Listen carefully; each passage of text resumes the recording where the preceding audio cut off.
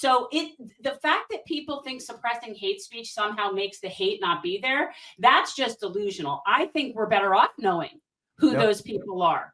It doesn't, you know what I mean? So I don't have a problem with that. Well, this is a good, but this is actually a good transition into the clip of Kshama, because the one thing that we had, just alluded to is this idea of sort of redefining the Green Party and what it actually means. Is it going to embrace, as you have alluded to, this radical Black tradition of actual infrastructural change? Because for a very long time, the party has had the reputation of just being a very niche tree-hugging party that can't really coalition build. With your voice now at play, actually taking center stage in many ways, I think that there is an opportunity for the party to redefine itself. And I think Kshama Sawant, who is somewhat of a hero. We haven't been able to get her on the show. I'm a big fan of Workers Strike Back. When the youth drops, I watch it every time. So yeah. Yeah. So here's what Kshama had to say the other day regarding the Green Party and what their intentions are in this election in November. Election has already started. Absentee ballots have been sent. We need to catch up rapidly. We need everyone here to get active. We need to be clear about what our goals are. We are not in a position to win the White House, but we do have a real opportunity to win something historic. We could deny Kamala Harris the state of Michigan.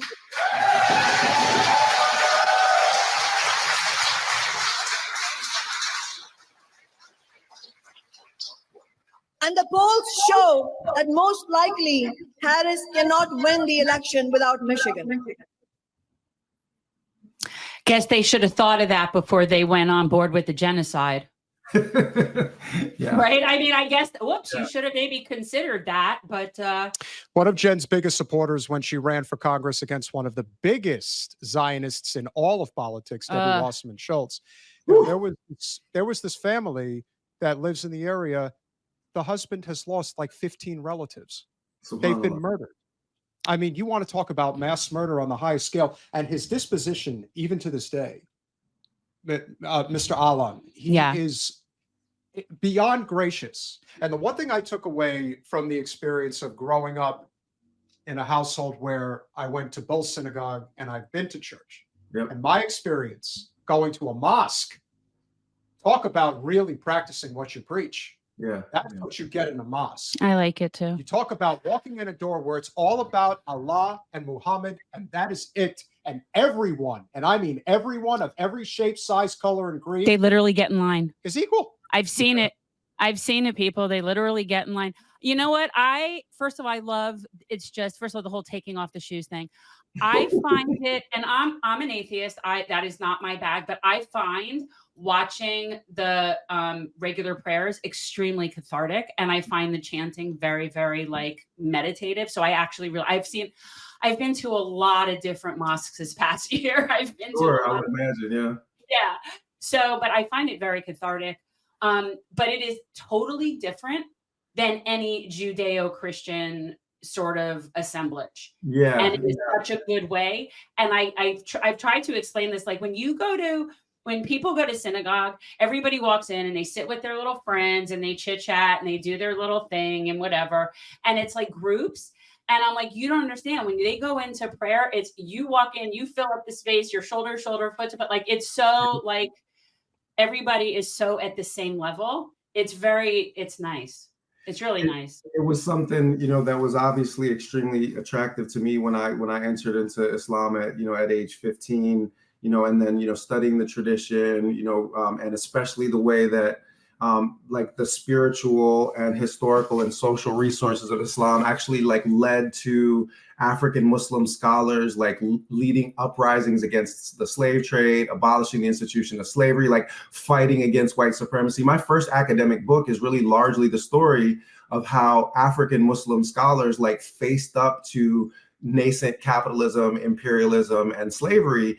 And that was one of the biggest things for me of getting called into this campaign. And I wanted to come back to what Kshama said in just a minute. But getting called into this campaign, like if you read my first book, you'll hear me like really documenting like what African Muslim scholars who are minding their own business, teaching and organizing, and then suddenly like the fight against white supremacy in their time came to their doorstep and they got tagged into a fight. Like it's a little spot on for my own story. Like I essentially have been written in to a series of historical narratives that I used to, write about in an academic sense, and now I find myself mixed up in the middle of it. I'll use this as a transition just to say one thing. Like those, African Muslim scholars, I got into this fight to win it, and I take great exception to Kshama speaking as a surrogate for the Green Party and saying we are not in position to win. I told her that at a campaign event in Seattle that I did not organize, it is a mistake that I do not wish to see repeated. And the reason is that I was raised in the Black Muslim tradition, yes, of Malcolm X. That was my pathway to Islam, but it was also the Black Muslim tradition of Muhammad Ali. And when Muhammad Ali got into the ring with Sonny Liston, he wasn't talking about we're not in position to win. And I'm going to tell you right now that while I understand that the odds are long, there's a certain group of leftists who have been battered by their experience with the Democrats and now have internalized some colonial mentalities. And they are essentially lowering their aspirations. That would be my biggest sort of structural critique of the so-called left at this current point, is that they're happy just to be on the field. And I ain't built like that. So at all. Like everything that I've ever done in my career has been top half of 1%. And that is, me coming, my dad was a locksmith with a 6th grade education. I got my PhD from Penn, Northwestern University, Michigan are my first jobs. I wrote a grant proposal my first year as an assistant professor that got $1.1 million in funding. And I was directing research teams on 4 continents.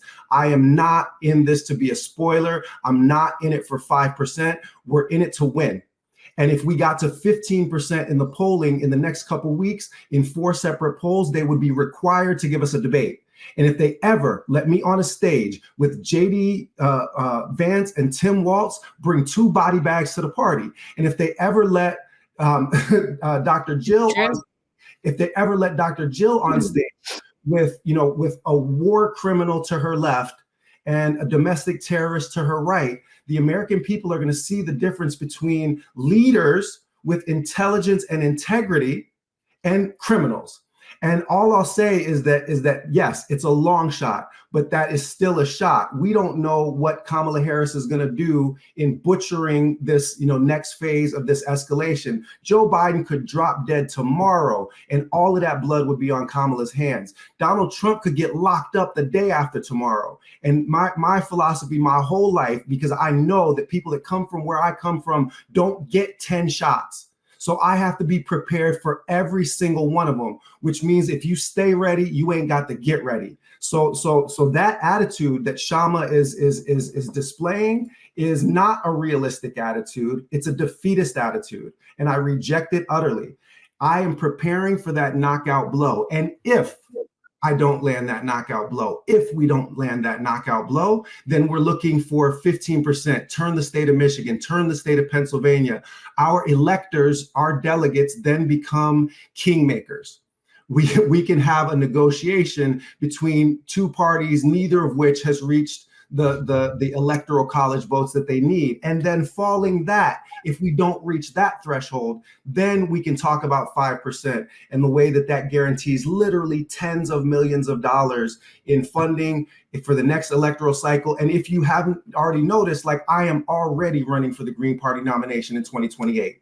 And as I've said, if we don't win the White House in this cycle, I'm running for governor of the state of California in 2026, because once I'm tagged into the fight, I ain't going out till the other guy goes down. That means we are in this fight for the long term, and we're here to build the Green Party. And to your point, right, to put a different kind of face, to put a different kind of coalition together that the Green Party has always, sort of had connections with, especially in the indigenous community and other places, but to really build that out into a robust political organization that is capable of serving as the third party alternative that the whole American population knows that we all need.